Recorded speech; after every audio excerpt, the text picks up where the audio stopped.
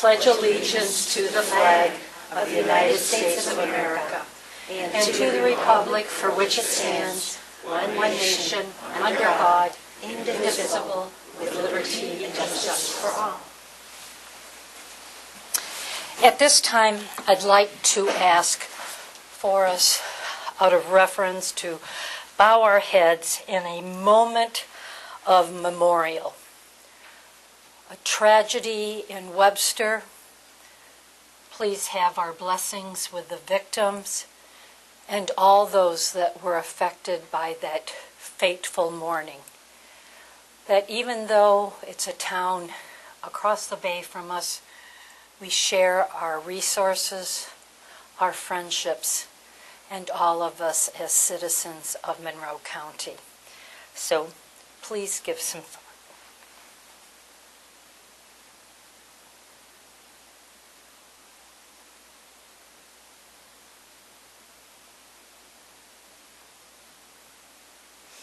Thank you very much.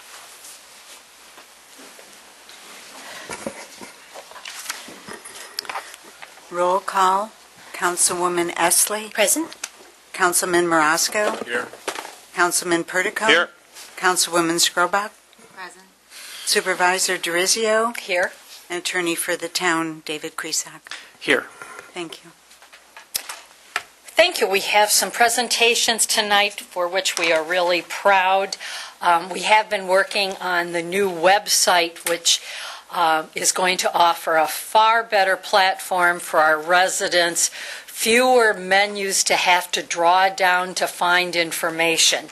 So at this time, I would like to ask Nate Stone to run upstairs. Oh, wow, Nate. Thank you. Well, good evening. As Madam Supervisor mentioned, I just want to make a brief presentation on the revamp of the town website. It's been a long process. There's been a lot to go through, but what we've been working on recently is digging through all of the content that's on our current website. There's a lot on there, so we want to make sure that the important stuff gets over to the new website, and anything that's still up there that's no longer needed doesn't clutter up the new website. On top of that, we've been meeting with the town departments, getting their feedback, and getting some initial feedback from the Irondequoit Communications Advisory Council as well. Through that process, we've been focusing on two main areas, and that's navigation and design. With the navigation, the current website can be clunky. It's difficult to find information. I know I field phone calls from residents where they can't find content, they're not sure where to look, and obviously that's defeating the purpose. We want to have a website that's comprehensive, that is easy to use, and if they have to pick up a phone to call me, that's defeating the purpose of having an online portal. The new website will be easier to use, better organized, and provide quicker access to material. As the supervisor mentioned, it takes many clicks to get to content, 4 or 5 clicks. It's difficult to find things. What we're doing now is looking to reduce those amount of clicks so people can get to content sooner. On top of that, design. Municipal websites often have they want to always cram a lot of information on the front page, I guess is what I'm trying to say. It can be cluttered, overwhelming, and difficult for the user at home. So what we want to do is make sure to clean that up, but also provide access to all of our great content. The website is a great marketing tool, and we need to start using that better as a marketing tool. Irondequoit has a lot to be excited about, a lot to be proud of, and we really need to use the website to show off all that this town has to offer. So implementing more pictures of our beautiful neighborhoods, showing off all the great developments that we have going on, focusing on residents and all of their contributions to our community. We really need to focus on that. On top of that, obviously many more improvements that we've touched on before, improved security, using the website as an outlet to foster transparency and open government, accessibility through mobile devices such as smartphones and tablets, increased implementation of digital and social media, and the opportunity for e-commerce so we can make our residents' lives easier. So where does that leave us? Our current timeline is we're looking to have a focus group with residents where they can get their hands on the site, let us know what they think, give us some feedback, and make sure that we're going in the right direction. We're looking to have that focus group in early February, so we're still looking for a couple more residents. So anybody that's interested, please shoot me an email at what'shappening@irondequoit.org. or you can give me a call at 336-7273. After that, we'll take the feedback from the residents, implement it into the site, talk with our department heads at the end of February, make sure that we're not missing anything, that we're going in the right direction, that everybody's happy. And then we'll continue testing the site throughout March, make sure that we throw everything at it that we can, make sure that we work out everything, and then we'll finish up and launch it in early spring. So that's our timeline. That's what we're looking at. So we are coming to the end of the process, and I'm very excited about it. I think the residents will hopefully enjoy it, and we want to make sure that they're a part of the conversation, so we do the correct thing, that we make their lives easier. So, and also a big thank you to Web Solutions. They've been the company that has taken on this task. It's definitely a big one, so we appreciate all their hard work on it. So, any questions or anything from the board? Excellent. Good deal. And if you succeed and everybody happy, let me know. Yeah, I know, but we'll do our best. Thank you very much. I know you will. Thank you very much. We appreciate it, Nate. At this time, we want to recognize our Irondequoit Public Library volunteers. So if they would all come forward, and then I'd like to ask who else is here from the library.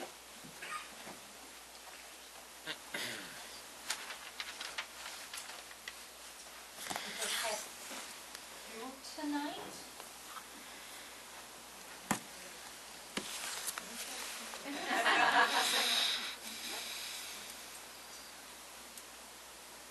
Thank you. And this is the generic proclamation, but each of your names will be on it. Whereas the Irondequoit Public Library is committed to serving the informational, educational, and recreational needs of our diverse community on a free and equal basis, and whereas volunteerism benefits society and the individual by strengthening trust, unity, and participation in making a difference. And whereas motivated, positive, and engaged residents are critical to volunteerism in town. And whereas volunteer acts of kindness, no matter how small, are never forgotten. And whereas the principle of donating time and energy for the benefit in our community has a social responsibility rather than for any financial reward is a precious resource we cannot afford to lose. And whereas it is important for us to recognize and thank those who give an unlimited amount of professional and personal time serving others. And whereas the residents of the town of Irondequoit congratulate the Irondequoit Public Library volunteers who have provided essential services. And furthermore, I encourage the residents of the town of Irondequoit to continue to support the volunteers and supporters of public libraries for a civilized and educated society, and to congratulate and join with me in this library volunteer recognition. And these powers are invested by me by the state of New York and the county of Monroe, and I deem it an honor to present this to you. The date is for last month. We thought we were going to do this last month, so I don't want you to think that I didn't know what the date was. So, let me just go by the top of the list. Terry Cooper. Terry was not able to come tonight. Pardon me? Terry was not able to come tonight. Terry so was I not can able to take her. come tonight. Did you want to come up here? Sure. Because maybe you can help I can present, and then I can shake too. Okay, sounds good. All right, Ruth Wade.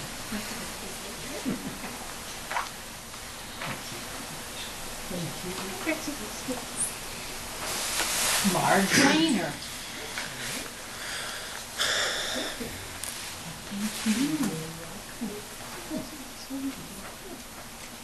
And then what I'll do, maybe give you the rest of these. Nancy Davis. Thank you very much. Welcome, thank you. Beth. I thought she was going to be here tonight.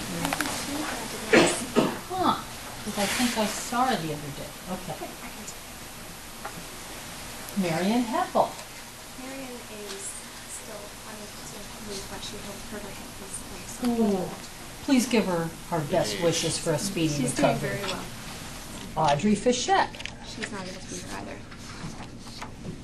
Sophie Ferentz. I'm standing right here.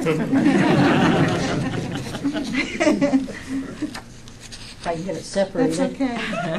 Thank you. Thank you. Thank you. Sophie. Thanks, Amy. And Christopher's not here tonight. Christopher Gavin. And Pace Champlin. He was not able to come. Sonia Christensen. So, Well, they missed out on a fabulous party here tonight. It's good to say their name anyway. Yeah. Susan Gibson. I'm here. If I could get it separated here.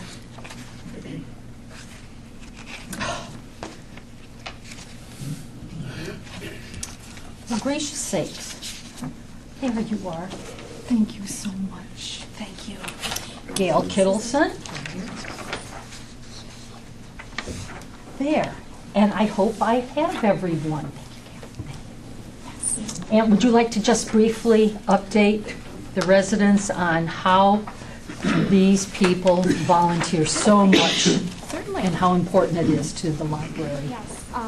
I'm the Adult Services Librarian at the McGraw branch, and some of the ladies here help me in the book sale, which is an ongoing part of our daily activities at the library, and so they spend time every week sorting and putting out new materials.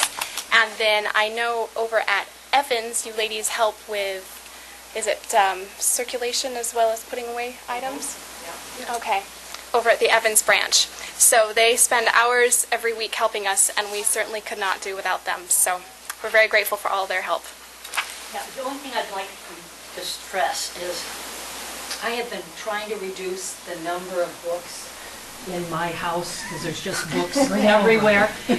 And unfortunately, there's a certain man in my life that no sooner I think I'm getting rid of a book, the next thing I know, he's coming home with more books. So if you see a certain husband of mine, kind of tell him he's needed somewhere else. Again, thank you so very much. We appreciate your being here tonight. Thank you.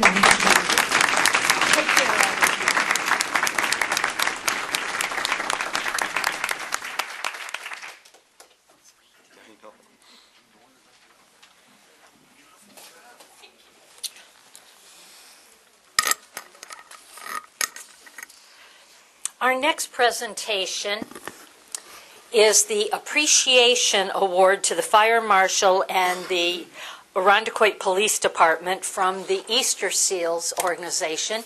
So if you would like to please come forward.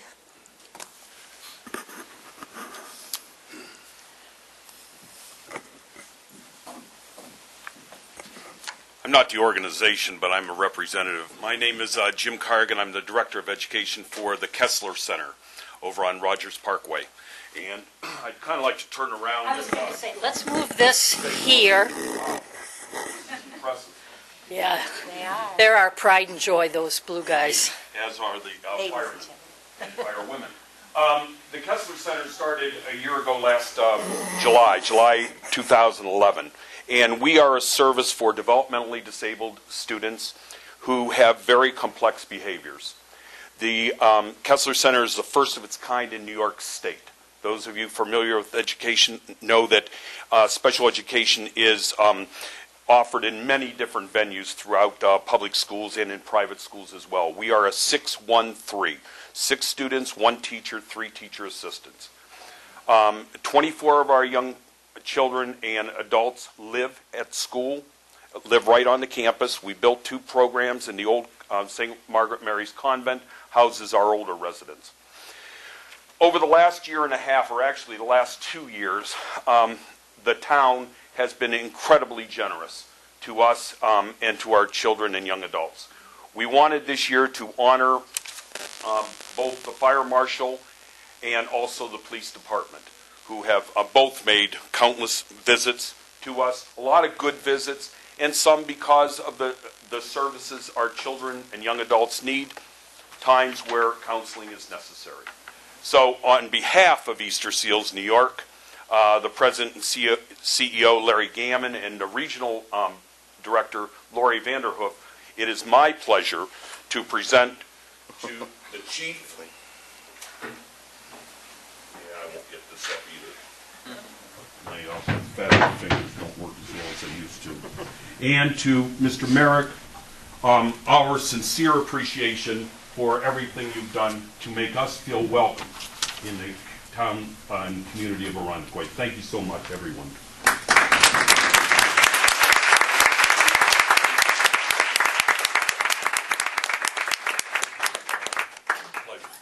And, I'm yeah, sorry. go ahead, Chief. We will continue to work with you and your organization in the future.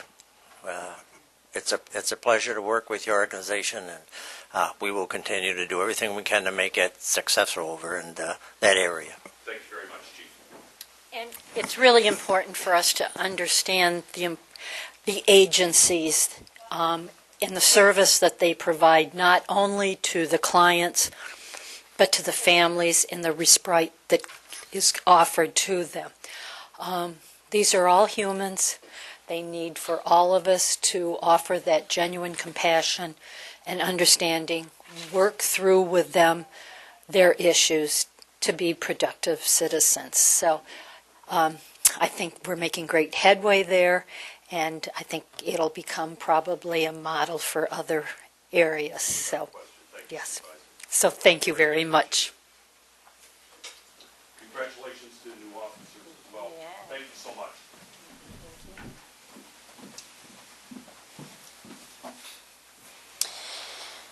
And it is time for the swearing in of 3 police officers.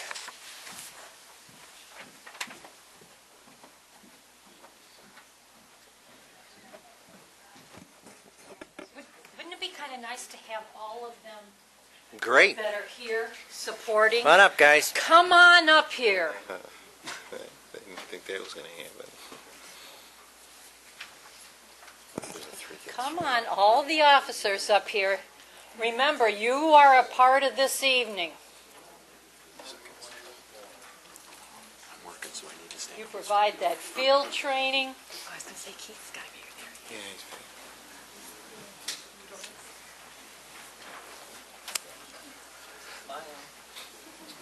Oh, there's...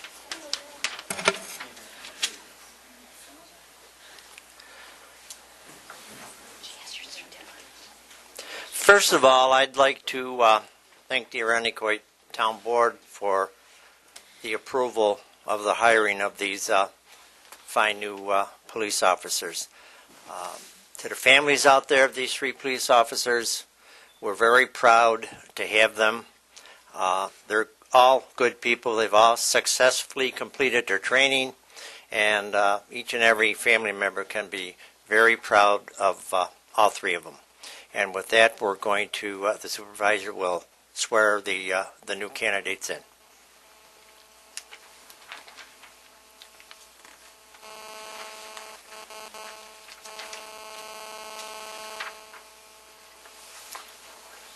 So what we will do, I will call you each up, and then you'll go over to see Mrs. Janier so she can witness your signature. Okay?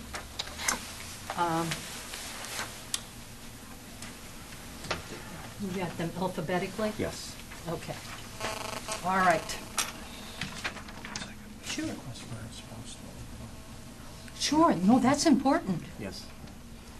Do we have some spouses? For I- which Or daddies? Or moms? Officer Cole's family? Face it, when you are in public safety, you need the support of the family. Absolutely, absolutely. Okay. who wants Come on, Keith Kreiser. Bible? For Richard? Yes. Okay. All right, now let's see, so we can get the photos for the future. Okay, now, all right. And I think I'm loud enough. And your left hand is on the Bible and your right hand is raised. Yes, ma'am. Okay. I, Richard Cole, do solemnly swear I, Richard Cole, do solemnly swear that I will defend the Constitution of the United States that I will defend the Constitution of the United States and of the state of New York. and of the state of New York. I will enforce all of the laws of the state of New York I will enforce all of the laws of the state of New York and the town of Arundecoit. and the town of Arundecoit. I will fulfill the duties of the rank of police officer I will fulfill the duties of the rank of a police officer to the best of my ability. to the best of my ability. I will obey all orders, I will obey all orders, rules, and regulations of the Arundecoit Police Department. rules, and regulations of the Arundecoit Police Department. So help me God. So help me God. I will serve, I will serve, protect, protect, and guide the citizens of the town of Arundecoit. and guide the citizens of the town of Arundecoit. Congratulations.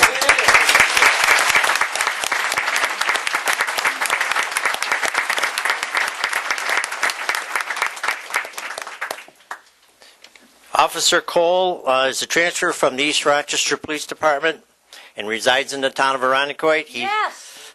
He is currently assigned to the 1st Platoon. Barbara will witness your signature.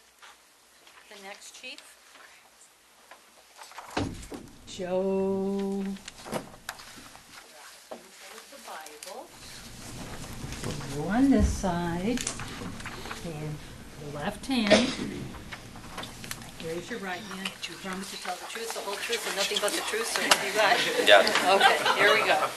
I, Joseph Kuhn, do solemnly swear I, Joseph Kuhn, do solemnly swear that I will defend the Constitution of the United States that I will defend the Constitution of the United States and of the state of New York. and of the state of New York. I will enforce all of the laws of the state of New York I will enforce all the laws of the state of New York and the town of Arundecoit. and the town of Arundecoit. I will fulfill the duties of the rank of police officer I will fulfill the duties of the rank of police officer to the best of my ability. to the best of my ability. I will obey all orders, I will obey all orders, rules, and regulations of the Arundecoit Police Department. rules, and regulations of the Arundecoit Police Department. So help me God. So help me God. I will serve, I will serve, protect, protect, and guide the citizens of the town of Arundecoit. and guide the citizens of the town of Arundecoit. Congratulations to you.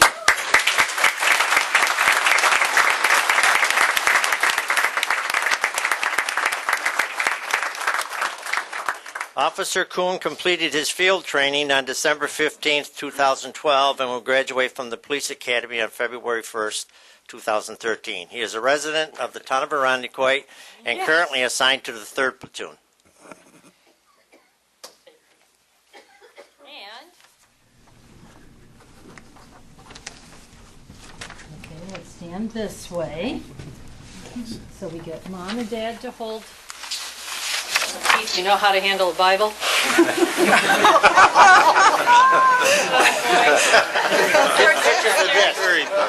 Oh, yeah. Really get this one. Your right hand. Yeah, right hand, left hand. Okay. Okay.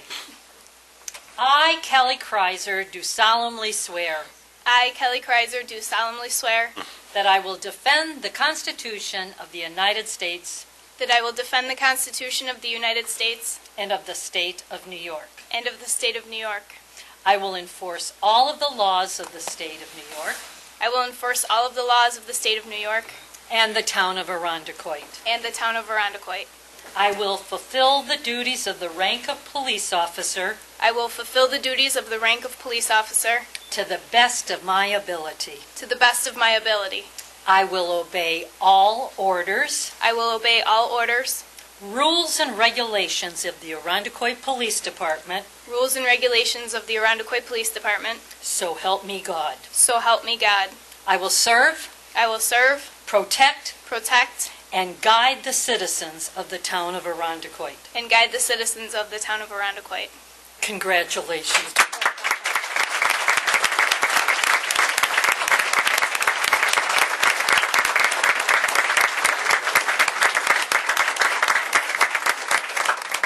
Officer Kreiser completed field training on December 10th, 2012, and will graduate from the Police Academy on February 1st, 2013. She is a resident of the town of Arundecoit and is currently assigned to the 3rd Platoon.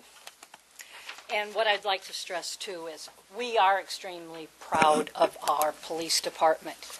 The general orders, the requirements that are expected of them are so tough, and I think that's what contributes also to our receiving accreditation every time.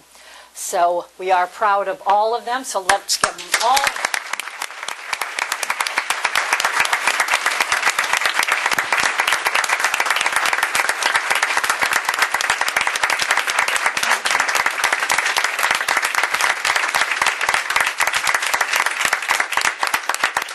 Yeah, please do. Before we go on with the town board meeting, I'd just like to recognize the department for the effort and participation they took in the Webster incident.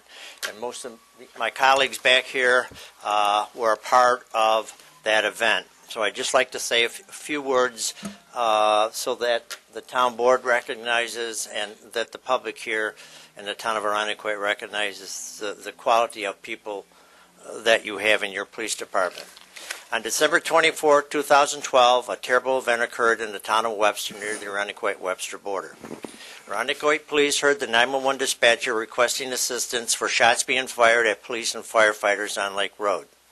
Arundecoit officers from the 1st and 2nd Platoon responded to Lake Road and the Arundecoit Bay Outlet Bridge to secure both the bridge and the road, to prevent the escape of any suspects, and also to stop any citizens from entering the danger zone. 2 teams of Arundecoit officers crossed the bridge to secure the west side of the crime scene. Team A took a position on the 2nd floor of a vacant building located on the south side of Lake Road with a clear view of the area. Team B took position on the north side of Lake Road and on the beach. Both teams were in a close proximity of the scene. At the same time, an Arundecoit officer took a position on the east side with a Webster police officer. With the Arundecoit officers in position, the west side perimeter was secured. Additional police officers remained at the bridge for security reasons. While at the outlet bridge, Arundecoit officers were able to assist an injured firefighter to safety and medical care. Arundecoit officers remained at their locations on the perimeter for several hours until the area was declared safe. Because of the actions of all the police officers during this tragic incident, no additional injuries occurred and residents were safely evacuated from the area. I feel important to recognize the actions of our first responders and to keep those impacted by this event in our thoughts and prayers. And thank all of you. Yes.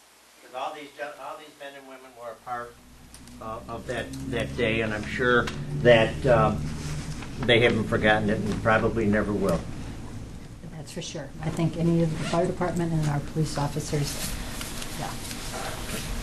So thank you. Thank you.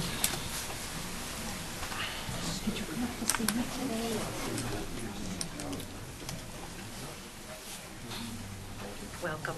Good luck. Congratulations. Congratulations. Congratulations. Thank you. Congratulations.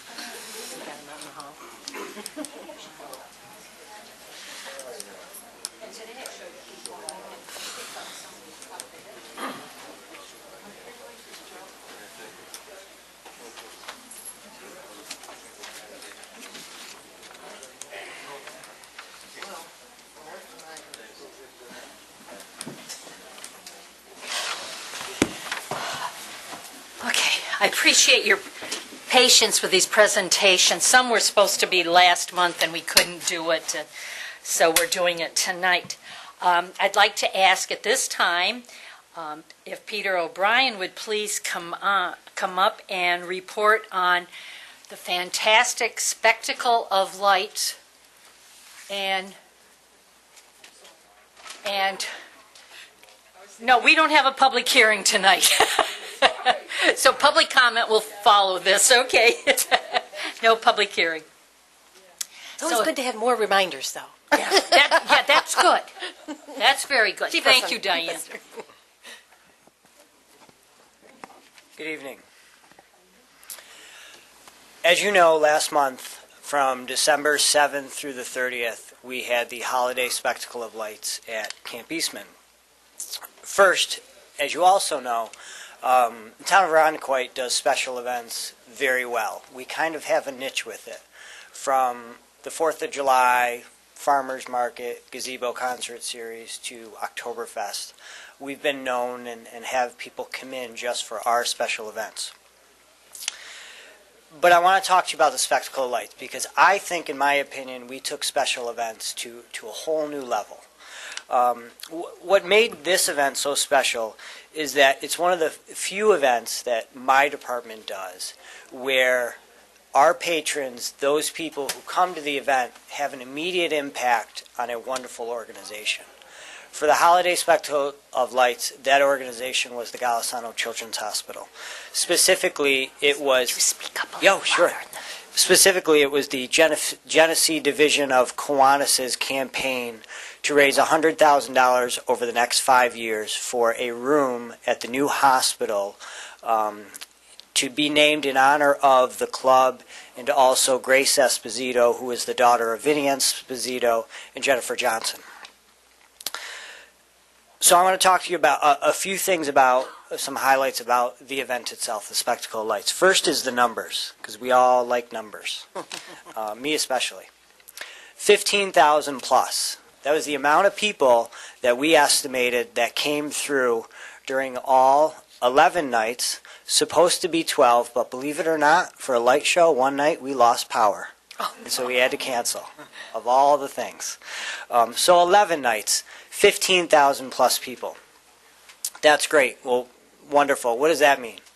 That means there were at least 15,000 pairs of eyes that came through Camp Eastman, one of our pride and joys, our jewels of Irondequoit.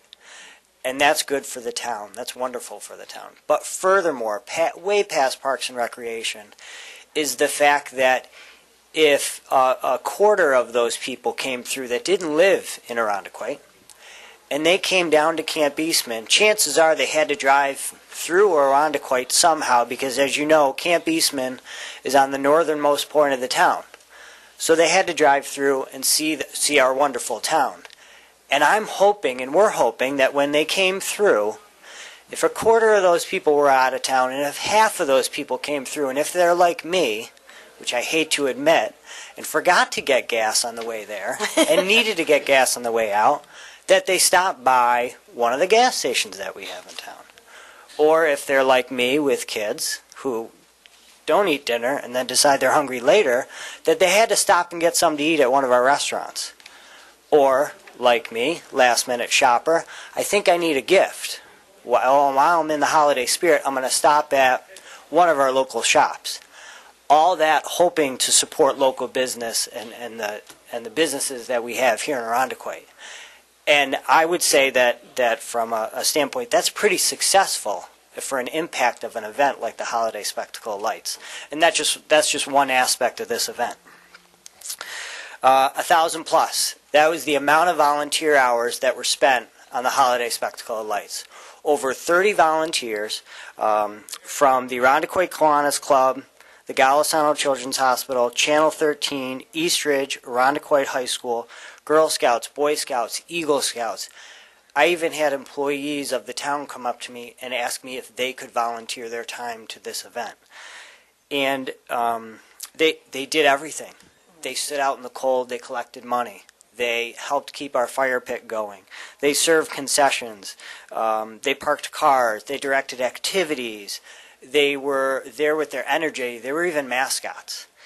One of the more admirable aspects that I think is that these people, these 30-plus people who gave up 1,000 hours of their time, gave them up during the holidays, during December when typically our lives are the busiest between Christmas parties and all sorts of stuff like that. They came down to camp every week, some of them every single weekend, every single day, to volunteer their time for this event. Pretty awesome. The stories. So many great stories came out of this. If you were down there, you probably experienced one of them. But, for example, there was a lot of what we call paying it backward. We'd have somebody pull up.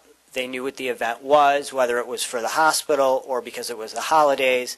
They'd give us a $20 bill and say, get the next 3 people behind me. And they didn't even know who they were. The next person would come up. That person got you. Wow, wonderful, thank you. Here, take my money anyway. It's going towards a good cause. Awesome. We would have people give us $10 for a cup of coffee that we were charging 50 cents for. We also had people get so wrapped up in the event and the intent of it that they would stand right there, open their checkbook, and write a check directly towards Golisano Children's Hospital. Pretty cool, I think. So, like I said, like all of our special events, they each have their own stories to tell. We saw neighbors, seeing neighbors down there, classmates coming down, people bringing their out-of-town guests that were in for the holidays down to the Spectacle of Lights. Again, great stories. Lastly, this special event, like all of the ones that we do, could not have taken place without the enthusiastic and supportive employees, sponsors, and community members involved. It includes the entire Parks and Recreation Department, from our office team to the Parks Maintenance crew, the Irondequoit Police Department, for their help and understanding as to why we had so many cars backed up onto Lakeshore. We never expected that, and that was kind of a nice issue to have. And then the DPW for helping us get this whole event set up. Finally, and perhaps what I think makes the Holiday Spectacle Lights so special is the support we got from civic groups and volunteers, specifically American Legion Post 134, who helped support this idea when it was conceived in December of 2012. The Irondequoit Kiwanis Club, who provided and coordinated all of the volunteers. Jennifer Johnson and Channel 13 for their promotion of the event. And Katrina Hall, our recreation supervisor, for her coordination of all of these activities. All of those prime pieces there, I think, made this a very unique community-driven event. And certainly, and last but certainly not least, the town board and your support in when I come to you, it seems like once every 3 months with ideas. And I do my best to explain them, and I understand the hesitancy, but your support has always been there regardless of whatever way it went, and I appreciate that because I think we created for the town of Irondequoit something really special that we haven't had in a while in a holiday event to this area. And so thank you for your support. And like I said, I think we brought special event to a whole new level. And don't worry, I'm excited for next year because we are doing it. And in case anybody wondered, it will be bigger and it will be much better. So Great. Thank you for your And time. without taxpayer dollars. And without taxpayer dollars. And where are you going tomorrow night, Mr. O'Brien? Thanks for asking. Tomorrow night is the Genesee Division of Kiwanis' annual meeting, and it will be at the Golisano Children's Hospital. And at that meeting, we will talk about the campaign, Kiwanis campaign, but we will also be presenting a check to the hospital from the Spectacle of Lights, for which we're keeping under wraps at this point. Excellent. Thank you. And since we initiated the Spectacle of Lights, we've also found out that we have a couple of very young babies who live in Irondequoit that are over at Golisano's. So we can think that this is helping them too. That's right. You'd hope. Thank you. Thank you.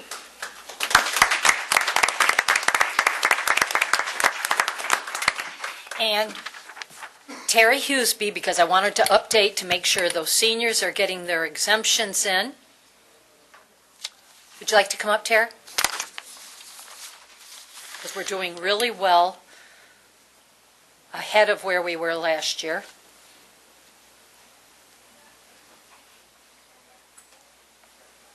And And you might mention, too, to make sure they have appropriate documentation to expedite the process. Good evening.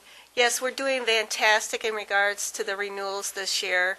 Even though there's a really bad flu season this year, the residents have been very good about coming in, and everyone's been staying healthy. We are past the 67% of renewals, and we broke the 1,000 renewal mark, so we're moving forward very well. My goal is that we have very few calls in February, mid-February, to remind our seniors that they still have to do their renewals. I still like to emphasize that when they bring their documentation in, that we do prefer the federal income tax return, the first page, a copy of it. We do make copies at Town Hall for 25 cents. It makes it easier for the seniors, but that's the best documentation so we can verify income. Again, I want to say thank you to our senior population, and also want to do a quick reminder that anyone born in 1948, they have to come and see us to see if they qualify for Star Enhance. So I feel that we're ahead of the game. When's the absolute last deadline? March 1st is the absolute deadline, and it's by state law. So if someone comes in March 2nd, we can't accept the exemption. And my goal this year, again, is to make sure that we have zero denials for missing that deadline. And that holds true with all exemptions. And if there's a new homeowner coming into Arundecoit, which I see that we are having sales, that if they own their house by March 1st, if they close by March 1st, they have to come in and apply for their exemptions, including veterans, and or if they're clergy. Those are some of the exemptions that are available that maybe people are not aware of. And I want to say thank you to all the Arundecoit veterans here in town, new and current residents, that thank you for serving our United States. Okay, thank you very much, Terry. And that is it for those presentations. I have just a very brief message. I want to remind residents to please take advantage of the services offered in the town clerk's office. This is a convenient one-stop shopping for dog licenses, fishing and hunting licenses, and yes, marriage licenses, so you men can be proposing, and to file for your passport at the same time. We even take the passport photo for you, and believe me, they are Kodak moments. They're so well done. We are also offering Passport Day in Arundecoit on Saturday, March 9th. Although you can apply for your passport during regular town hours, the Saturday will allow flexibility with family schedules, so you can get your children in for their passports without missing school. The East Ridge Road project is expected for completion by the end of 2013 construction. Villager intends to accelerate the workforce, and I think you've been seeing what's going on Ridge Road over the winter to advance the progress by installing all of the remaining storm sewer structures, and the new traffic signals. All utility companies must complete work timely for the construction to meet the completion date, and what we are trying to avoid is what happened in the first phase. Also some news that may be unsettling, but it may work to our advantage too. New York State DOT will rehabilitate 9 expressway structures in the vicinities of Route 590 and 104 in Arundecoit. These bridges are approximately 60 years old. There will be lane closures and detours for the construction from late spring 2013 through fall 2014. As updated information is given to the town, it will be posted on the town's website, and we shall also be hosting a meeting with the county and state DOTs to communicate the traffic patterns, because it looks like some of those traffic patterns will be coming on to Ridge Road and really entering in our business area, so hopefully it will stimulate business during this time. The county and towny property taxes greeted residents in New York at the first of the year. Again, this year, the town tax rate per 1,000 of assessed value is $6.51.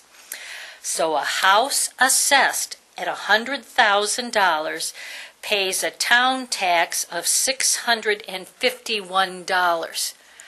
I'm sure we pay more for our cable each year than that amount. Town taxes pay for such services as public works, public safety, parks and recreation, library, and community development. I also would like to remind residents, we have some Red Cross blood drives coming up. January 19th at St. Cattery at Christ the King, 8:30 to 1:30. The need is always short, and this is a gift of life living. Irondequoit Public Library. It looks like the Helen McCraw branch on January 23rd from 1:30 to 6:30.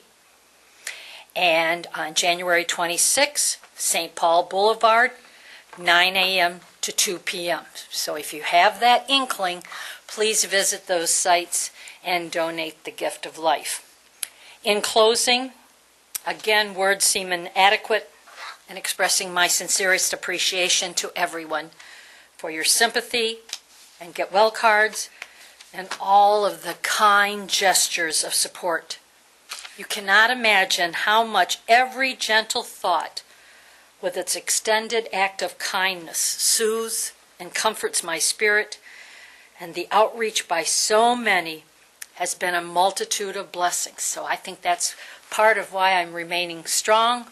I'm smiling, and this will just be more material for when I write about how you can get through these challenges in life. So thank you very much, and just to remind you, activity guides and the images, Parks and Rec still has some openings for events coming up, so please check these brochures, check online, and register for those. All right, moving on to our agenda and the public comment. Chuck Lamandola.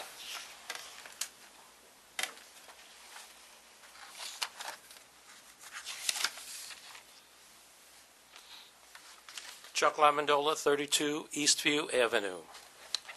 Good evening. Good evening. We've resided at our residence, my wife and I, for about 25 years.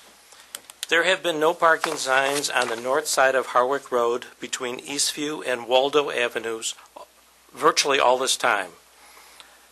On a Thursday evening in October, I noticed a car was parked near a no parking sign. I called 911. I drove by on Friday morning and I saw that no ticket had been issued. I called, I noticed the next evening that there were two vehicles parked right by the no parking signs. And I called 911 again, as I was instructed to call. On Saturday morning, I noticed that no tickets were issued and the cars were not removed at all. On Saturday morning, I called 911 again and asked to see an officer. I checked to see how the signs read. I went over there, and an officer came to the house, and I was assured that a ticket would be issued. Sometime soon after, I noticed that the signs were removed totally. I spoke to Linda, the supervisor's assistant. The police chief inspected the site and said that the signs should be posted. Shortly thereafter, one sign was posted indicating no parking from that sign to the intersection of Eastview Avenue. I spoke again to Linda several times. Finally, Officer Reed called me. He said he authorized the removal of the original signs after receiving a complaint, and that the one sign is correct and meets the town code. There is a stop sign at Eastview and Harwick Roads, which is mostly ignored. Vehicles parked on both sides of Harwick Road create a situation where you cannot see the traffic coming down from Culver Road. And it's just an accident that's ready to happen. So I ask that the signs be replaced again. The original signs that said no parking between Eastview Avenue and Waldo Avenue. Thank you. Okay. Chuck, would you mind giving that document to Barbara, and then we can make sure we have copies of it, and also the chief and DPW Okay. to look at it again, Will do. okay?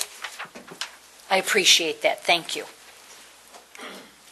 Actually, Barbara, what I did is,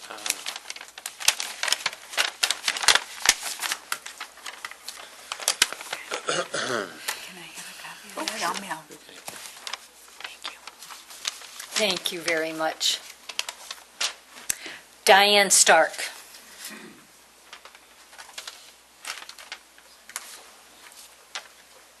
Hi, Diane Stark, bossy and unsolicited timekeeper of the town You're board from adorable, Shelford it's Road. fine. Good evening, everyone.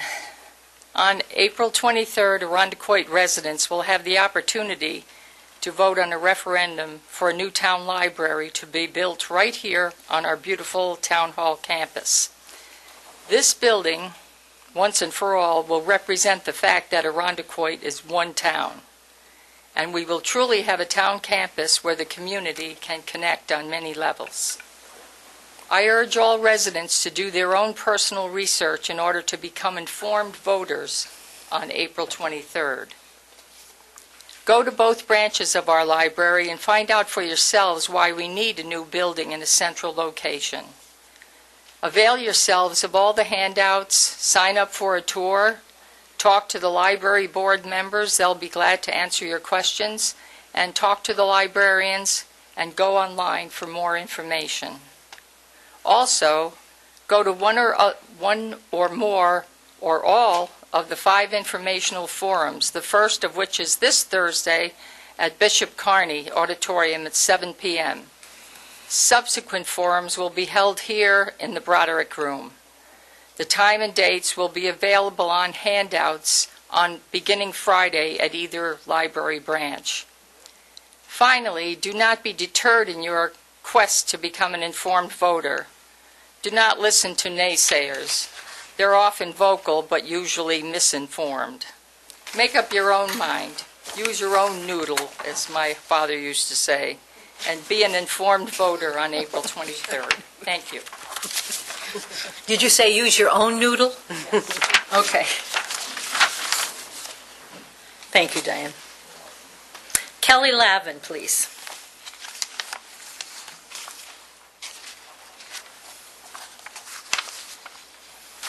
Good evening. My name is Kelly Lavin, 165 Crestfield Drive. During our most recent snowstorm, we had some issues on my particular end of the street with snow removal. And I know that on tonight's agenda is the resolution to authorize the supervisor to execute the agreement for Monroe County snow and ice removal. My concern in the removal of the snow and the ice on our particular cul-de-sac is that I have 6 elderly neighbors. I have 2 small children that are probably this tall, and I have 3 neighbors that have health concerns. On that Thursday morning, a medical motors van was able to get into the circle and unable to get out. I spent over an hour helping my 70 and 75-year-old neighbors dig out the medical motors van. Private snow plow removal services were unable to get in to clear driveways. If the kids had had to go to school, I don't know how they would have gotten to a bus stop, let alone walk up to Colebrook or Iroquois. I did make some phone calls. There was a truck sent.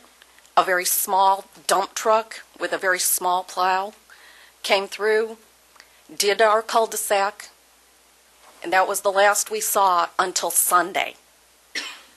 I know that on Saturday when I went out, Cinnabar, which is the main road that our cul-de-sac runs off of and divides the north and south sides of Crestfield, was plowed, and they went right by the cul-de-sac and basically plowed us in again. If any of the neighbors had needed medical assistance, an ambulance or a fire truck could probably get in. Don't know if they would have gotten out in time. I would just ask that if we are going to enter an agreement with the county, and we are going to be taxed an additional $15 by the county, that this is looked at very carefully and we make sure we're getting our value for this, because I don't see how our services can be improved or even kept the same if we're having to plow the county roads in addition to the roads that we should be concerned about where the seniors and the small children are. Thank you. Thank you. Ron Rigby.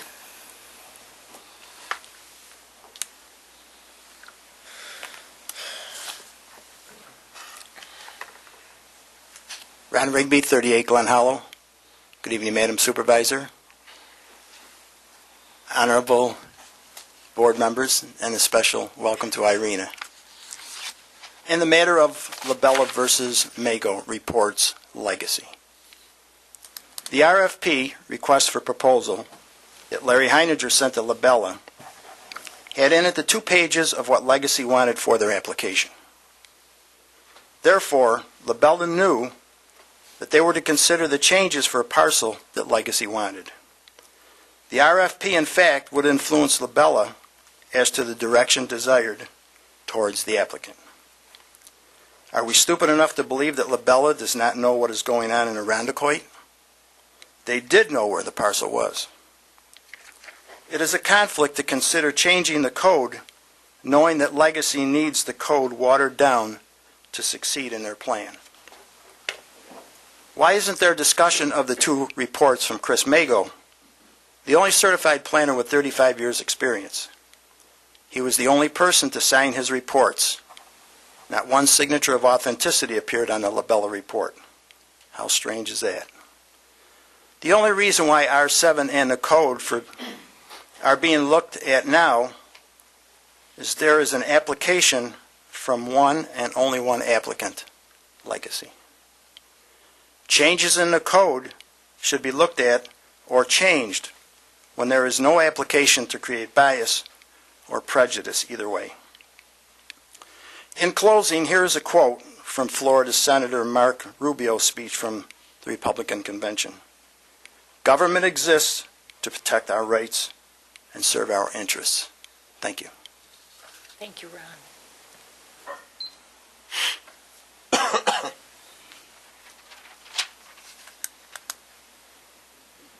I'm trying to look, is that report on the website?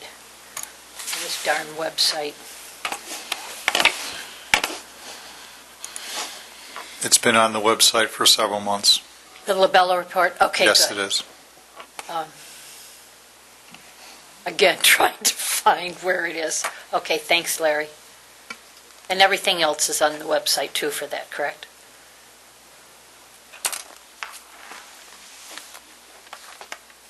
Everything is a very broad word. I know.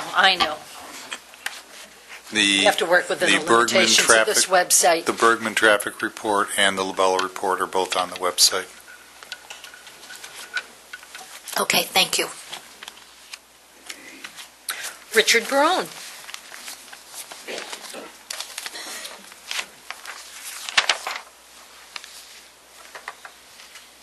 Richard Barone, 154 Allwood Drive.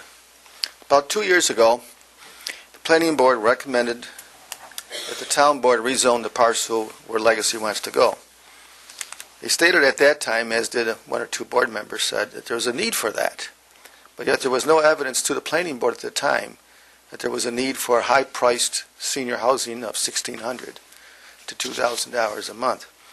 Since then, I've attended quite a few Planning Board meetings, and having been on the Planning Board for 14 years, I can tell what's happening on that board, where many people perhaps are a little confused. In my opinion, there is a bias there on several members of that board who apparently want the law changed to allow Legacy to put their commercial building into a residential area. I can give you probably several instances. I know I don't have the time within the 3 minutes. Let me just give you one example. Last night's Planning Board workshop, which was not recorded, and there are no minutes. There was a lot of good discussion, too. It's unfortunate. The question by a town administrator was, why is there so much space required under R7? And the tone of this person's voice was critical, like, well, we don't need all that space, we can require smaller parcels. Well, if you don't know the history, if you weren't there, you wouldn't know the answer. Let me give you the answer. The idea of the town board when they passed R7 was to allow for recreational space for senior housing. Why? Because seniors were there most of the day, a lot of them. Maybe picnic tables, maybe horseshoes, maybe even bocce. So what bothers me is that you have a procedure on the planning board that they're going willy-nilly and saying, well, we don't need this. But at the same time, they've already voted to prejudice themselves 2 years ago when they intellectually and emotionally said to this town board, rezone it. Now, how do you go back on that? So if you sit at these meetings, that's the conclusion you're going to get from some of those board members. One final note. The requirements in R7 were made there for one simple reason, not just to allow for senior housing, and not just for independent living, but also other kinds of senior housing. But it was in there to protect the neighborhoods. And unfortunately, some members on the planning board don't see it that way. Thank you. Thank you, Richard. Dave Wilkinson.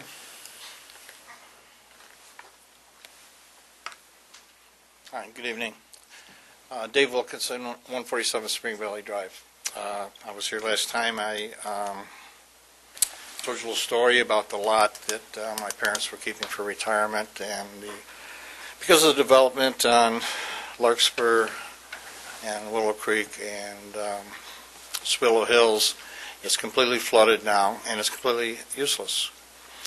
Now, they're proposing to put this this new project in there, and if anybody has any common sense, they will notice that the topography there's like a funnel turned on its side. Any water that runs off is going to run into the neck of the funnel and right down Spring Valley Drive. Now, I've heard people say, well, the engineers will deal with it. Well, how are they going to deal with it? It took them 12 years to 14 years to try to remediate the problem that they caused originally. And their solution, of course, didn't work, because they still have town employees down there periodically digging out the creek, and when it rains, the lot floods. It floods right up to the edge of the road. Now, if you put a development in there, it's going to go over the road. Are you going to pay us for the property? Is anybody going to pay us for the lot that my parents were keeping for retirement? I don't think so. And if somebody tells you that the environmental impact statement is okay, don't believe them. It isn't. If they tell you the traffic is okay, I wouldn't believe them either. These are all common sense items. There's a hill there. The traffic comes up. You can't get out now with that hill. Now, I certainly wouldn't believe any report from Labella, because all my life I've been in construction, and I was my company was project manager on Lollipop Farm, Roseland Water Park, Canandaigua Schools. So I built buildings like that. And right now I'm employed as a New York State code enforcement officer for a city near here. I know the relationships between contractors and architects. And if you accept a report from somebody and they have done work for them before, it certainly wouldn't pass muster where I work. So I wouldn't believe a word of whatever said there. It's just plain common sense that this isn't going to work.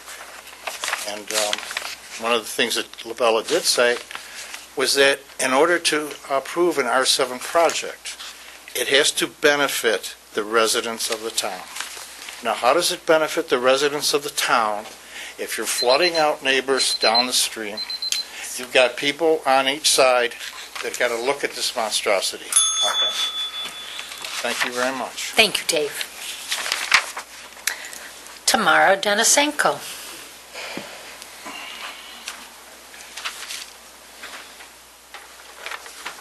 Good evening and Happy New Year. Tamara Denisenko, 40 Muirwoods Lane.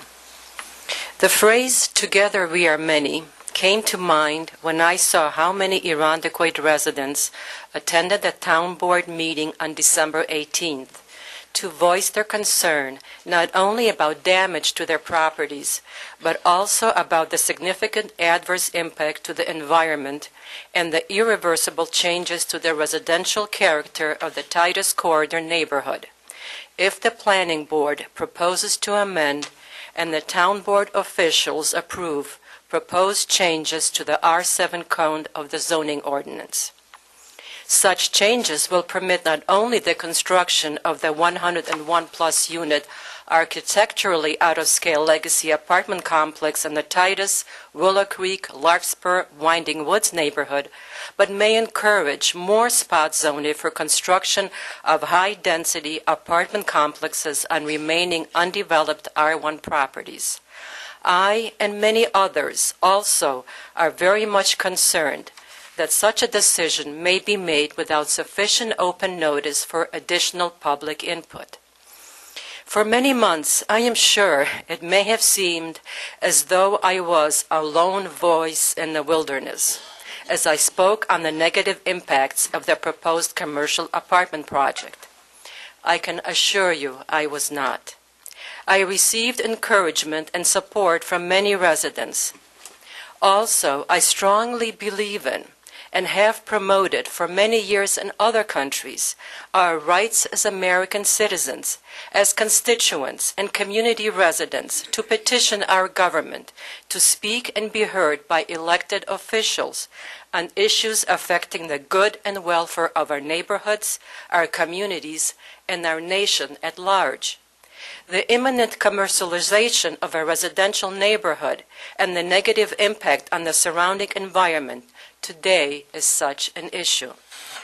Together we are many was around 10 years ago the rallying cry of hundreds of thousands of people in Ukraine who looked to America for help in their fight for their human rights, in their struggle for life, liberty, and pursuit of happiness. Together we are many could have been the slogan of the Irondequoit residents who withstood the same commercial development proposal about 10 years ago. Today, together we are many again, and we are respectfully requesting that the town board hears us and informs the applicant that the legacy project is not appropriate for the neighborhood based on size, scope, and need, and that it will not be moved forward. Thank you very much. Thank you, Tamara. Nick Stebbins.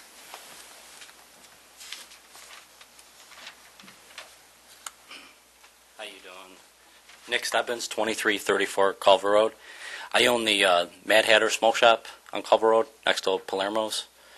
And I basically just wanted to come down, basically to introduce myself. You know, I haven't really been able to make it to any of the meetings, but I just wanted to show, like, that, you know, I'm basically part of the community and stuff. And, you know, I live in Irondequoit. I have a business in Irondequoit.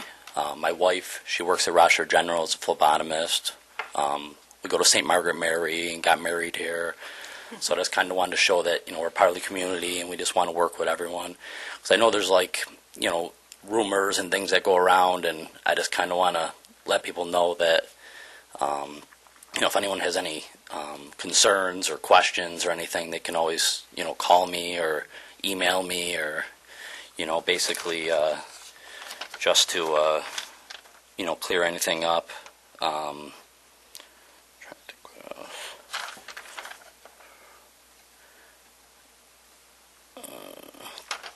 And basically, I also would like to thank the police department for, like, you know, great response times, because there's been a few times my alarm's gone off, you know, for false things. Actually, yesterday there was an issue. Someone had thrown a rock through my window, and you know, they were there within 2 minutes. You know, the person moved very quickly and got out right away, but it was just a very great response time, and I really appreciate that. And you know, we just want to work with the town and, you know, the community and, you know, the police and everything for any concerns they have or anything that goes on. we don't want to work against them, but with them, And I think that's probably about it. Nick, I appreciate your coming. It's Yeah. good to know that you live in Arundequoit Yeah. and you are married and your wife is at Rochester General.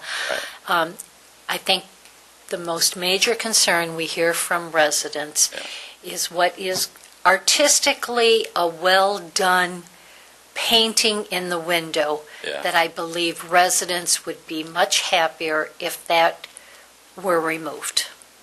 So that would be something that I think you should consider. I don't know if that was something that was approved in the site plan at the time of your approval for that. So that is something I would recommend strongly. Okay. When you look at the demographics of our town, it tends to give a negative impression. It is artistically well done, but I think when you're trying to promote a very positive business, that image could be hurting you. So I would reconsider that. I'd work with Larry to, I even get 3 minutes. Okay? Yeah, we've thought about getting rid of it because it's kind of, because we do have a lot of older people that come in from Webster and surrounding areas buying cigars and things like that, and humidors and all that. And trust me. Right. There are many people I know who enjoy their humidors and their cigars, and those are the people you definitely want proliferating your business. So if you were to get rid of that image, I think it would be in your best interest of your business. Okay, I really appreciate that. And like I said, anyone can always email me. Basically, our email is info@madhattershideaway.com, or call me at the store, or I can even give you guys my cell phone for any concerns. Okay. Okay. Bless your heart. Thank you. We appreciate your coming in Yes, tonight and absolutely. introducing yourself. Yeah, I'll Certainly be at some more speaks of your meetings, character. And, the town works really well with our businesses, and keep in mind, we want to see you succeed, and we want you to avoid the pitfalls that could hurt your business. As long as there's communication, obviously, then things can get fixed, if there is any issues. So, thank you. Okay, thank you for coming. Teresa Corrigan Estic. There she is.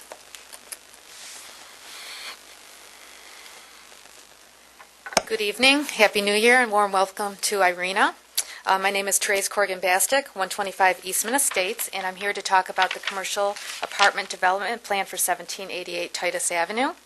In March of 2011, at a town board public hearing for the Legacy R7 rezoning, Supervisor Dorizio, you told the community it is not a changing of the code. Last night at a workshop, I sat and listened to 2 hours of wordsmithing by planning board members. And what were they working on? A resolution from the planning board to the town board to change the R7 code. Last night, there not only was a swell of support to change the code from the planning board, there is a sudden sense of urgency to do so. I have sat through many planning and town workshops and board meetings, and I've never heard the word expeditiously used so many times. And the swell of expeditious support came not only from within the town walls. The town has hired a lawyer from Harder Seacrest to assist the sitting planning board lawyer to help write the expeditious resolution. The resolution needs to be done and done expeditiously, according to the new council. Change the law so a specific project will then comply with the code. Is this what we have come to? What about denying the application that doesn't even meet the code? Town board policy must not be to conveniently change laws for one developer. We need to follow a lengthy, methodical process, not an expeditious review of our law. We need to take the time to properly examine the code for our future. Expeditious should not be an excuse for due process excellence. Thank you. Thank you, dear. And I asked Mike Nolan if he would speak tonight. Thank you, Mike, for coming. Thank you for seeing me again. Board, thank you for meeting with Wendy and I on December 20th. We felt that meeting was very productive and certainly kind of turned the tides in a positive direction for I-Square and the potential of building it, and we're very appreciative for that. From that meeting, I think, and subsequent lawyer-to-lawyer working toward a resolution, there's a couple of, I think we're down to very few issues, but one primary one being the 15 and 20-year benchmarks. And I brought with me some data tonight that might better shed light on that position. I don't think it's anything we can really debate or discuss in detail tonight, but I'd like to provide you some further information, give you a chance to digest it. There's only a couple of things here, and the first one is just a simple spreadsheet, if you will. If you took $13 million, the approximate amount of money that Wendy and I look to invest in I-Square, and you invested it in anything, and say you earned 1%, what would that be worth after 15 years, and what would that be worth after 20 years? At 2%, 3%, 4%. We didn't go any higher than that because there aren't any, and there's nowhere you can put your money safely and get anything. Even 4% would be a dream, but Yeah. So that's the first chart.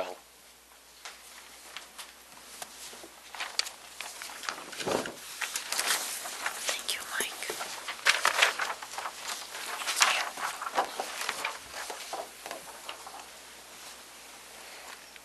And again, the purpose of that is really just to kind of enlighten, say what is it worth? What is a fair return? What determines success of I-Square? And how do you measure that accurately?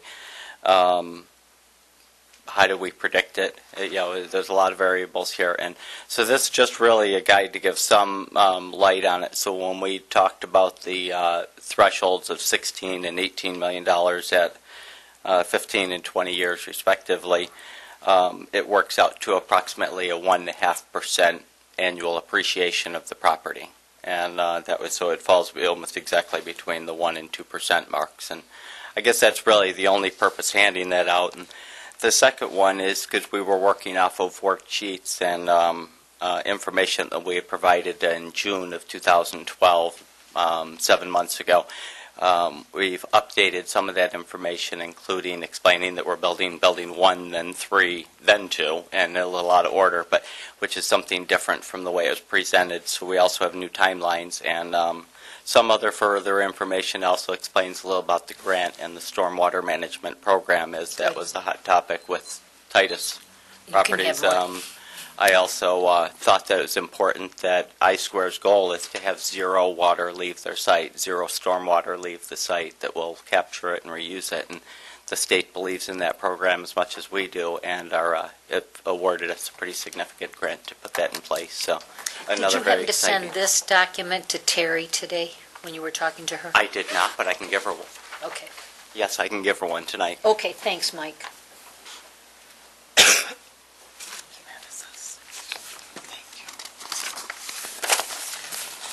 Pardon me? Thank you. That's great, Mike. Thanks.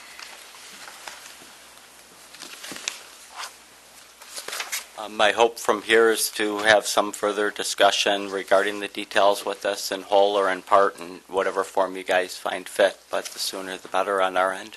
We're up against a time crunch already, looking at the 13 construction season, and with fairly long lead time. So I'm looking in the next couple of days if we can work this out. Sure. Okay. So we'll talk tomorrow, or Dave, through you. You'll look at your schedule, Paul? Yes, I'll try to coordinate. Yeah. Okay. Very joyful. Perfect. My I-Square email address goes right to my iPhone, so I get it all the time. I'll send it to you that way. Awesome. Mike said he's flexible tomorrow, so. Yeah, we'll make ourselves available at any point. So, thank you very much. Have a great night. Okay, thank you very much, Mike. I appreciate it.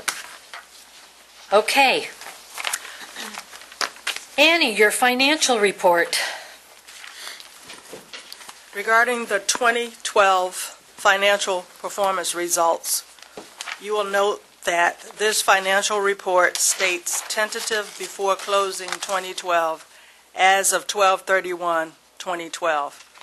In addition to this report, I will provide 2 more monthly updates for the 2012 year-end results.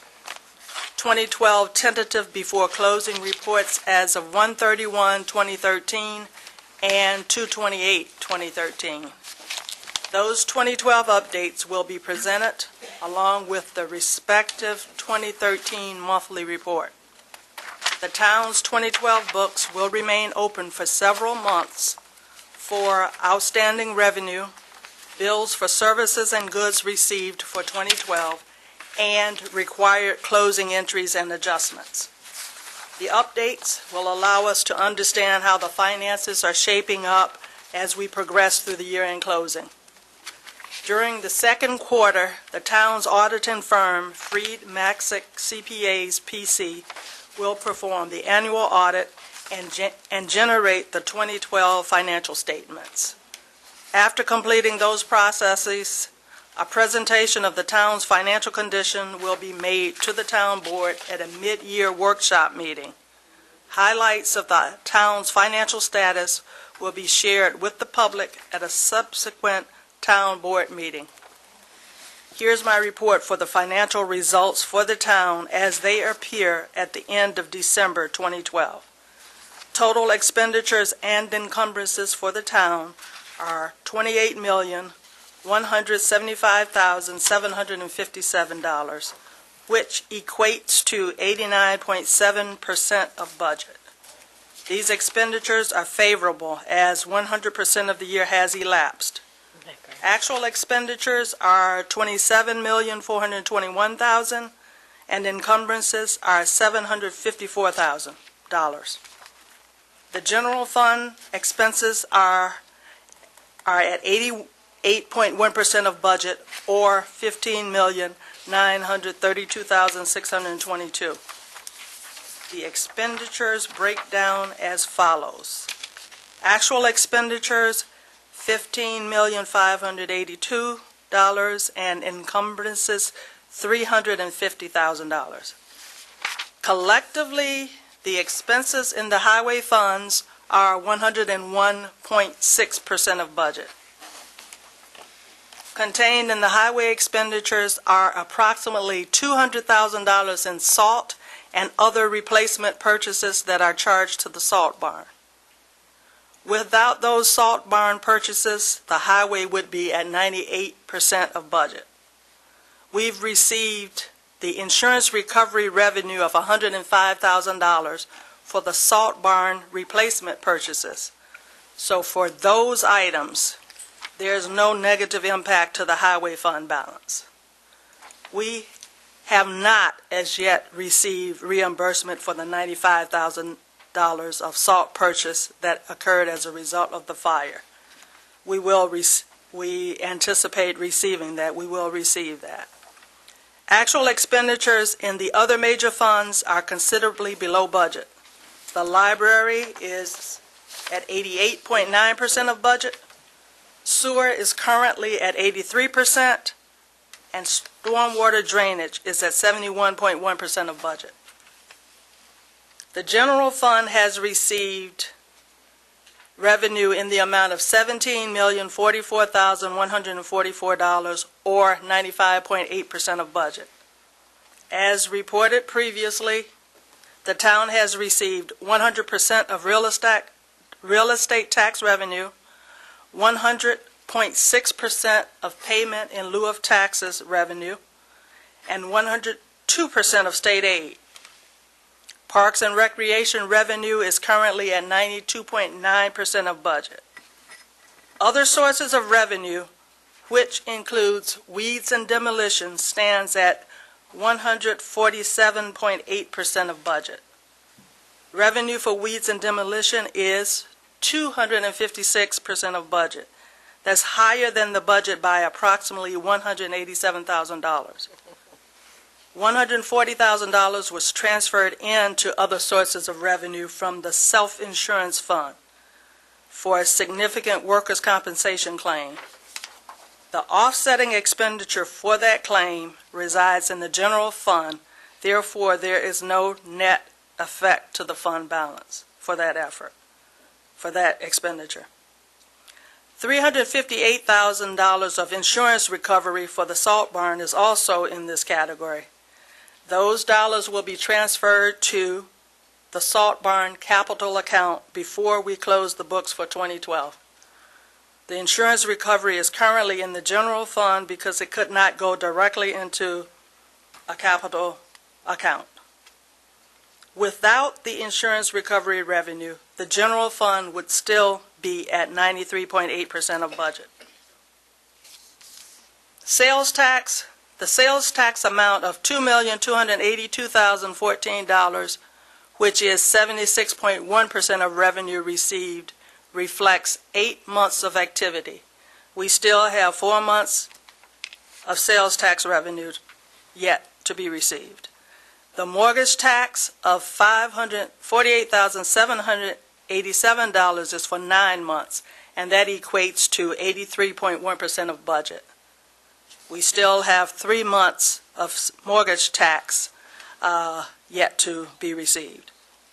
$412,000 of franchise cable TV revenue that's shown in the report is for 6 months. That equates to 53.2% of that source of revenue. Again, there is 6 months of franchise cable TV revenue that is yet to be received for 2012. And for your information, the sales tax received to date is $150,000 greater than at this time last year. Regarding the entire town, 98.6% of revenue has been received to date. At least 100% of revenue is in for each of the other major funds. The percentage of revenue received by the library is 100.4% of budget. The highway has received 101.8%, and 102.7% is in for the sewer fund. This concludes my financial report. Thank you very much, Annie. You're welcome. An excellent report it is. Sure is. We are moving ahead. Quite nicely. All right. Approval of minutes. Approval of minutes, December 12, 2012, workshop meeting. So moved. And a second. Did anyone find any additions or corrections? Abstain. Yeah. So we note that Irina would abstain since she wasn't there. Right. All right. Hearing none, let us vote. All those in favor signify by saying aye. Aye. Opposed, nay. Motion carries. December 18, 2012, the regular town board meeting. I'll move it. Second. Any additions, corrections? And Just- Irina would abstain? Just the one we already took care of. Yes, okay. Thank you. Some clarification on the Right. 999 East Ridge Road. Okay. Hearing no changes, all those in favor of accepting as presented signify by saying aye. Aye. Opposed, nay. And the one abstention. And the December 20th, 2012, the workshop meeting. Second. And are there any additions or corrections? Anything you noted? I thought it was pretty accurate. Okay. And let us vote then. All those in favor of accepting as presented signify by saying aye. Aye. Opposed, nay. And one abstention. Items for board Thank you. action. Item 1A, 2013-1, authorizing a transfer from the self-insurance fund to the Highway 1 expense budget to appropriate funding for a significant workers' compensation settlement. Motion? Moved. Second. And a second. Okay, and we'll have Annie discuss this one, please. Whereas it is necessary to expend funds for a significant workers' compensation settlement within the town's highway department, and whereas funding for this purpose was not anticipated in the town's 2012 operating budget, and whereas funding is available in the assigned fund balance of the town's workers' compensation self-insurance fund. Now therefore be it resolved that the town board hereby amends the 2012 operating budget by transferring the sum of $88,056.28 from the assigned fund balance of the self-insurance fund to the expense budget of Highway 1, account 021-5110-8090, and authorizes the expenditure of such funds in connection with a significant workers' compensation settlement. Okay, any discussion? Anything you want to question?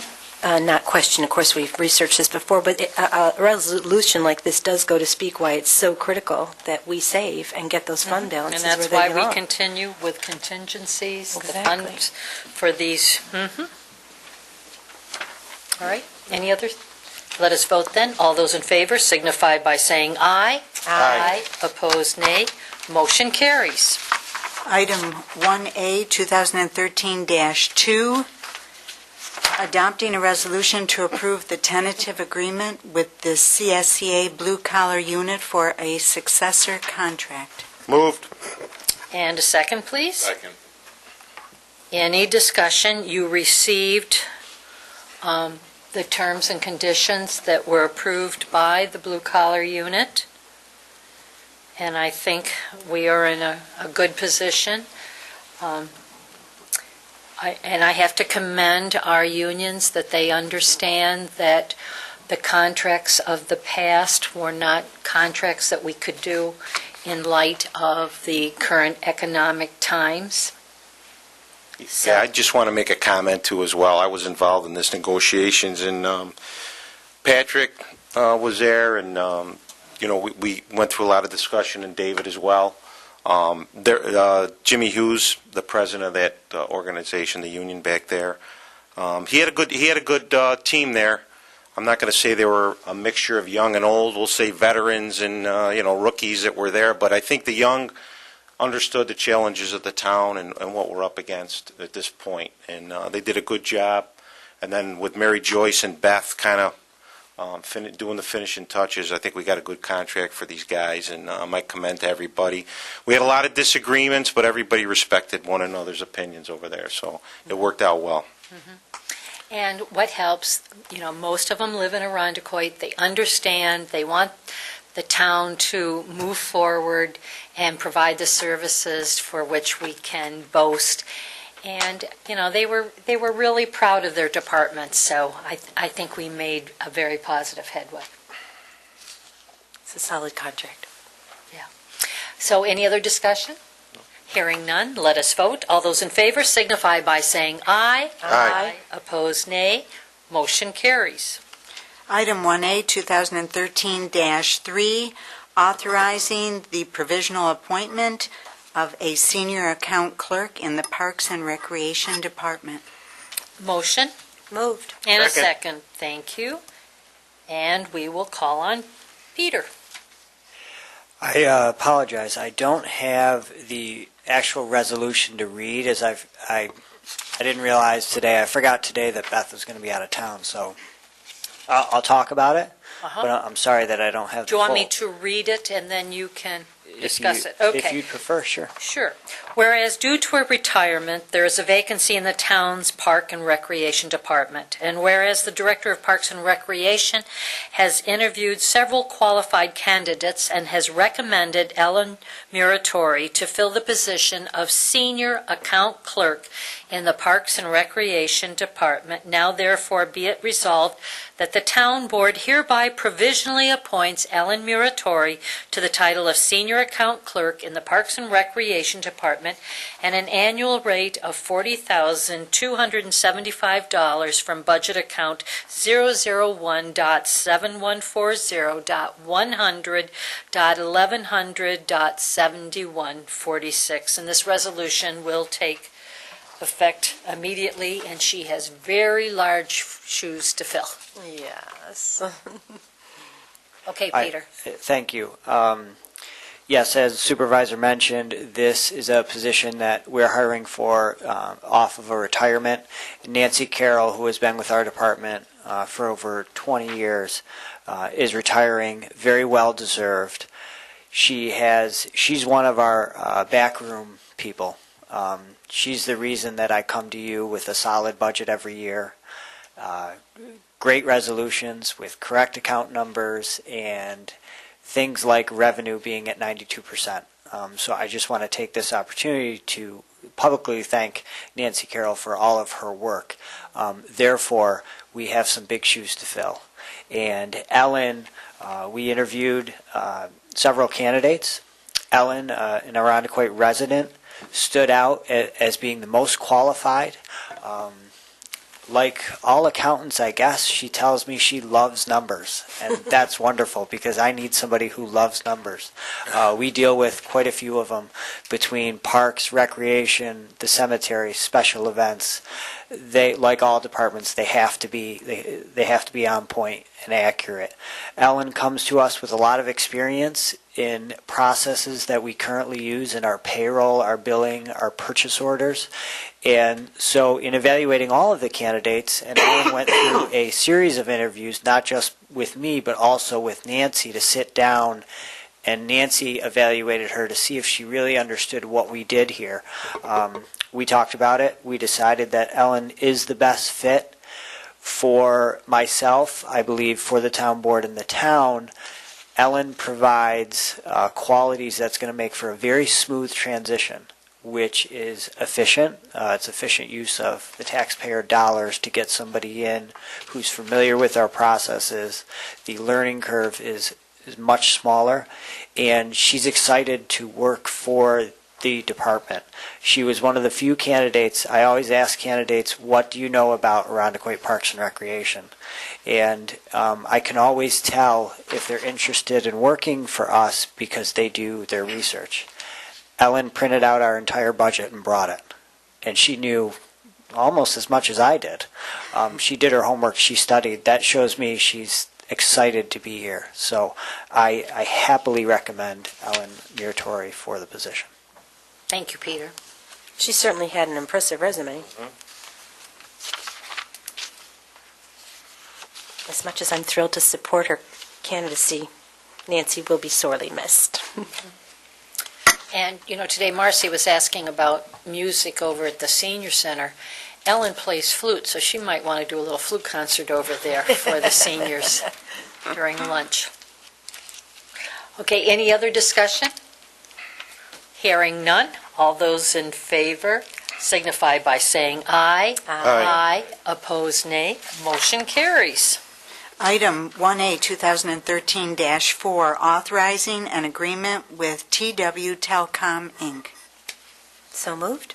And the second, Second. please? Okay. And discussion on this.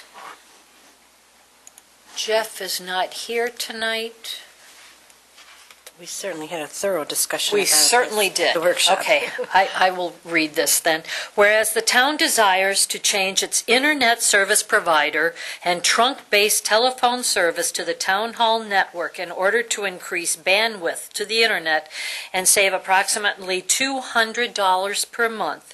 Whereas the town's current agreement with Frontier Telephone Systems expired in June of 2010, and the town's current agreement with Global Crossing Telecommunications Internet Access expired in June of 2009, whereas the town would like to use the services of TW Telecom to provide internet access and trunk-based telephone services, and whereas some of the existing copper-centric lines would remain with Frontier Communications. Now therefore it be resolved that the town board authorizes the execution of a non-exclusive services agreement between the town and TW Telecom, Inc.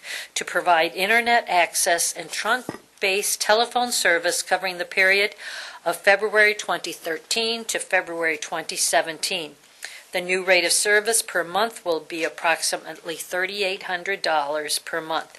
And be it resolved that the town board authorizes the supervisor to execute any and all documents pertaining to the services agreement with TW Telecom upon review by the Information Technology Director and the Attorney of the town. And did we not get the updated one, is what you're asking me? I think you're reading the wrong Oh, I did. That's why it didn't match. Here. Pardon me. No, I've got it. Now, see, what happened was I go and prepare my booklet. Tonight, we just received new resolutions, and that's a problem when I plan ahead. Whereas the town desires to change its internet service provider and truck-based telephone service to the town hall network in order to increase bandwidth to the internet and save approximately $200 per month. And whereas the town's current agreement with Frontier Telephone System expired in June of 2010, and the town's current agreement with Global Crossing Telecommunications Internet Access expired in June of 2009, and whereas the town would like to use the services of TW Telecom Holdings, Inc. to provide internet access and trunk-based telephone service, now therefore it be resolved that the town board authorizes the supervisor to execute and deliver a non-exclusive services agreement with TW Telecom Holdings, Inc. in such form approved by the Information Technology Director and the Attorney for the town to provide internet access and trunk-based telephone service for the period of February 2013 through February 2017 at the rate not to exceed $3,800 per month. This resolution will take effect immediately upon its adoption. I'm sorry about that. No problem, it's all right. That's a problem. I do things in advance, and then I get new things thrown at me. This is so positive for us with the fiber optic. It's also going to allow us with the telephone banks for many of our systems to eliminate the minute per telephone charge that still has existed in certain places in town as we try to reduce those costs. So this is finally, Jeff Hands has been spending a lot of time in negotiations with all of these companies, and this is the one that's best suited to the town of Arundecoit. It's also going to significantly increase the internet speed, which will help yes. with a lot of worker productivity. And I'm glad you mentioned Jeff, Supervisor, because he is so diligent he is. in doing his research, and he's to be commended with this contract. And I can tell you, I tried watching the governor's State of the State. It was impossible with our bandwidth. I just couldn't do it. Yeah. So, any other discussion? Hearing none, let us vote. All those in favor signify by saying aye. Aye. Opposed, nay. Motion carries. Item 1A, 2013-5, authorizing supervisor to execute agreement for Monroe County Snow and Ice for 2012-2013 season. Motion? Moved. Second. Second, thank you. And I will call on Patrick, please. Whereas the town of Arundecoit has previously entered into an agreement with Monroe County for snow removal and ice control services on certain Monroe County roadways, and whereas the town and Monroe County now wish to amend the agreement to provide reimbursement of the town for this work in the amount of $3,764 per lane mile for 89.87 miles, a total standard activities payment of $338,251.86. Now therefore be it resolved that the town board hereby authorizes the town supervisor to execute and deliver amendment number 10 to the snow removal and ice control agreement with Monroe County. Okay, does anyone have any questions? Well, I think Ms. Levin brought up a couple of good points that maybe we can clarify, Patrick. Why don't you explain, these aren't, people don't realize that we don't own all the roads in the town of Arundecoit, even though they are within the town of Arundecoit. It's not like we're going outside the town to plow. Right. I did speak with Mrs. Lavin very quickly just to get her number so I can reach out to her tomorrow.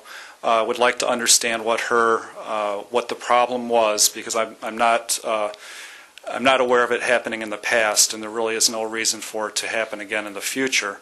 There may have been a different driver or who knows what, but I'll find out what the details are tomorrow and have her also speak with one of the appropriate foremen who would watch over that area to make sure it doesn't happen again, because certainly we don't want to have unsafe roads.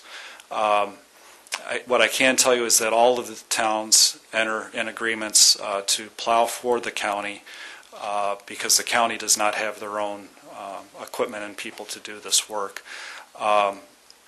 So I guess what I'd really like to say is this really should not happen, and we'll try to get the problem resolved. Mm-hmm.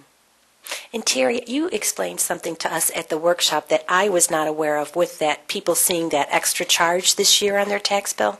Yes, I talked to the real property director, Tim Murphy, regarding that because I had gotten a couple of calls with people's concerns about that $15 per charge. What happened is, due to being clear with the tax bills, they decided to take that charge out of the normal tax rate of the county and move it into the service category to break it out. So there's more information regarding what charges people are paying for the services from Monroe County. So they actually just moved it from one bucket and put it in another to be more clear about the actual services that they are providing. So it appears to be a new charge where in fact it is not. No, it is not. It's always been there. It's just put in a different category. I didn't know that. So So it was a little comforting. I had to call the real property director myself to find out because the public was rightly concerned. What they're doing in the tax bills are trying to be more open about what you're paying for and things. So as the technology gets better, they're able to break out different items that are major assessment-based charges. So that's what that was about. Thank you. Thank you very much. I have something I'd like to add. I really appreciated Mr. Meredith explaining some of the answers to the questions that we posed last week at the workshop, and I appreciate the information that you had sent on Thursday, and upon the review, I still have questions whether this is the best contract that Arundequoit can enter.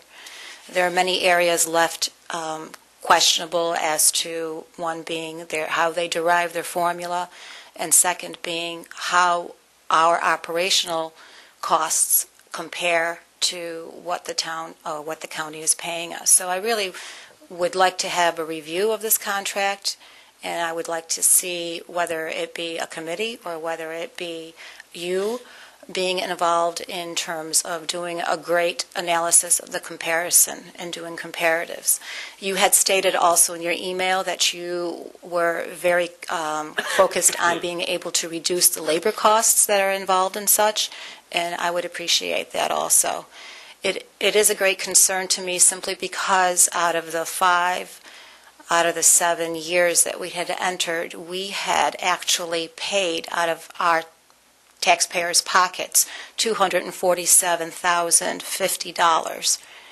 And I do feel that we have to explore this area more in depth and come to a good review and decision. Yeah, we will do that. There was about 4 sheets that I did not include because it was just the other towns. But I can certainly supplement what I sent to you. And what I can tell you is that we're not out of line compared to some other towns. So we're not the ones like out in the far fringes, but certainly we can look at it closer. Yes, I'd appreciate that. I did notice that we were one of the top people that were being paid, that taxpayers were paying for that service. So I do think we have to be very diligent and continue. But I appreciate that. Thank you. Any other discussion?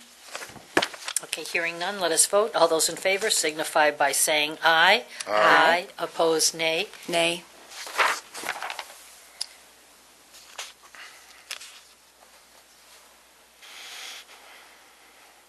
And motion passes.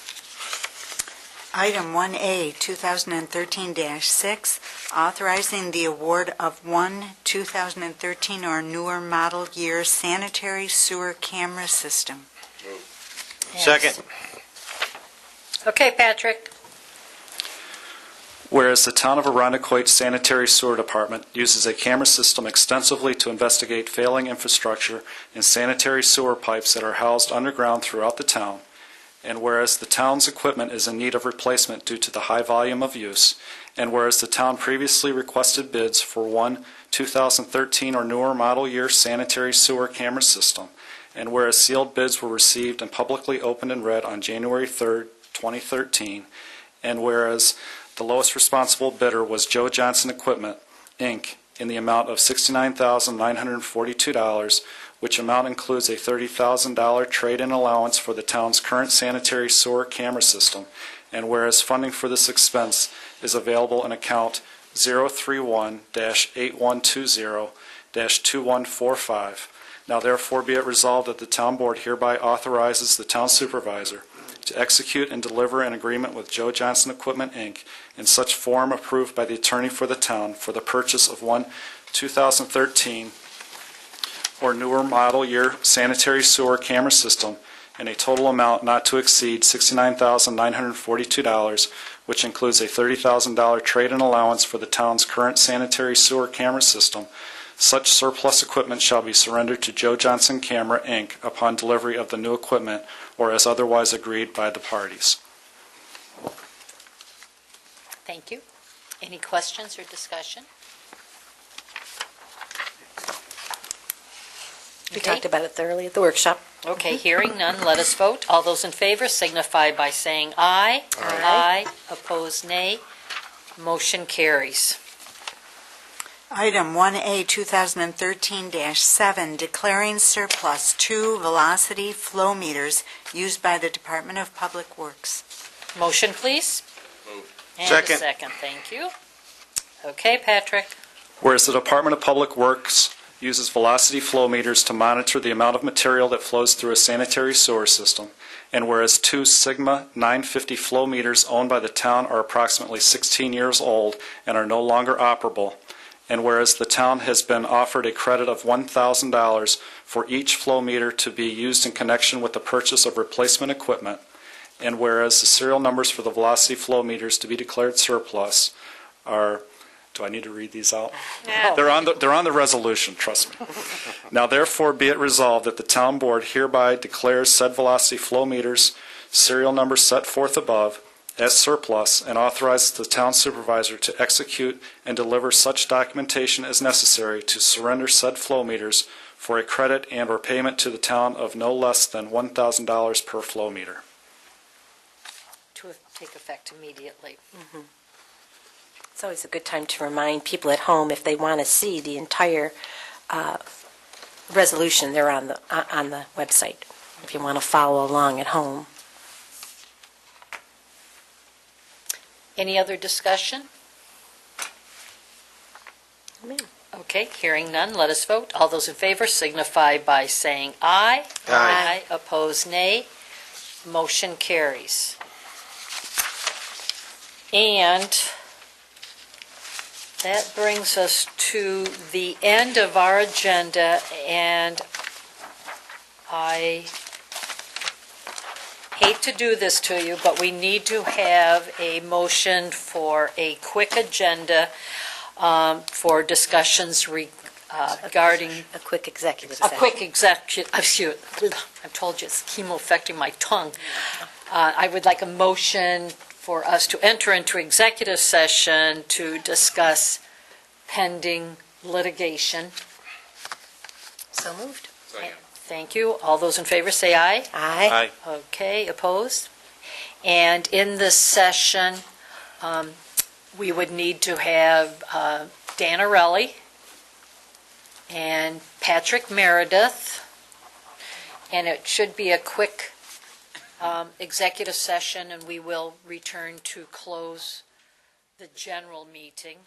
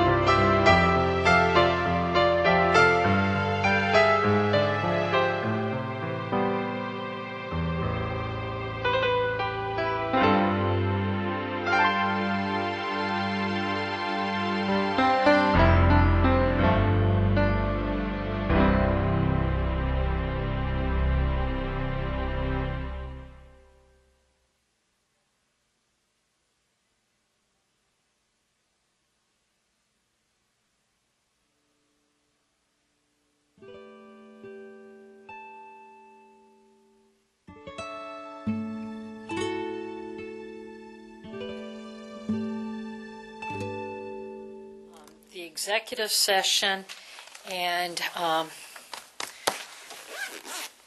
the resolution of that will be at the next board meeting. And we thank you, Danarelli, on that. And hearing nothing else for the good of the organization, may I have a motion for adjournment? Second. Second, all in favor? Say aye. Opposed, nay. We are adjourned. Thank you very much. Stay well, madam. Thank you, I will. You might all kind of want to